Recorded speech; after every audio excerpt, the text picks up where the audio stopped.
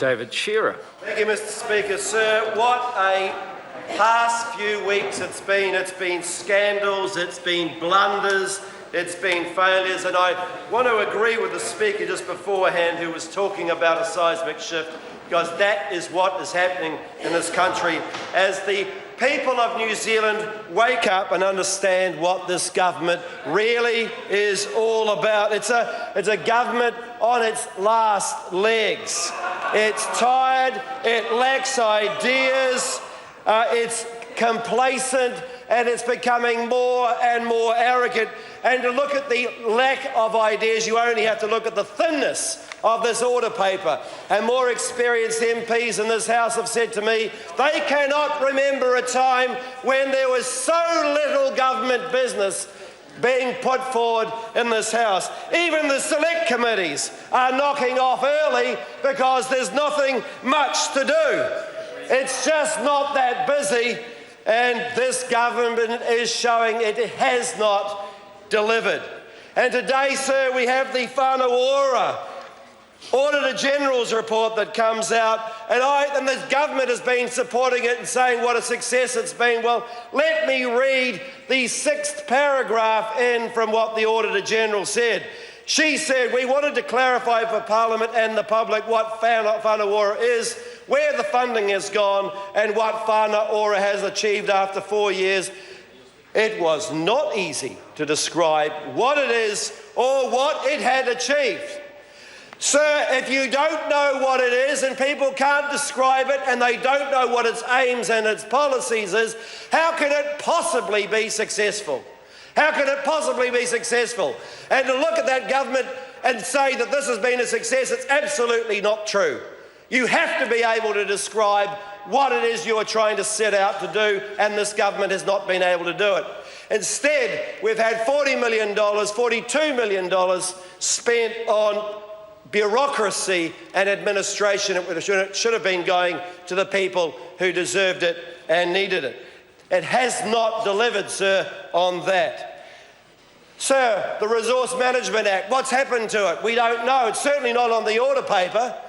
Nick Smith's buried his head and he hasn't delivered on that, and it's probably because he's looking a bit stressed at the moment.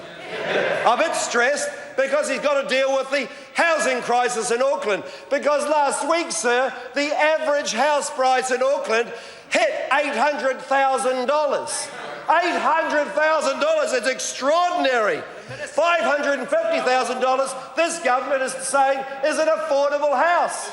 An affordable house, $550,000. Who can afford that? Certainly not young people in New Zealand. It has not delivered, this government. It certainly has not delivered. And Nick Smith blames the council.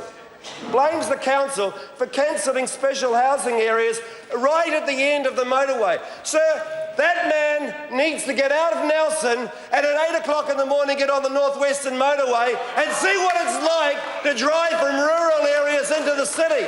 It'll take him an hour and a half. That's why the council doesn't want to have any more of those special housing areas right out in the boondocks, sir.